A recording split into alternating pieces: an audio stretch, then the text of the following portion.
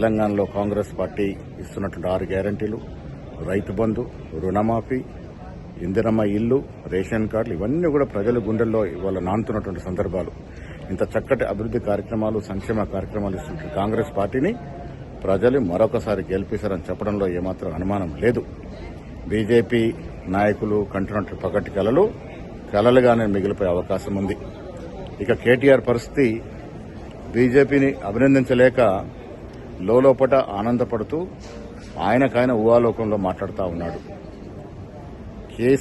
కేటీఆర్ శకం ఈ రాష్ట్రంలో ముగిసింది.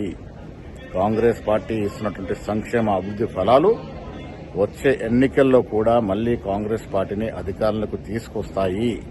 ఇదే మాదిరిగా దేశవ్యాప్తంగా కూడా రాను రోజుల్లో కాంగ్రెస్ పార్టీ పుంజుకుంటుందని చెప్పడానికి ఏమాత్రం అతిశయోక్తి కాదు.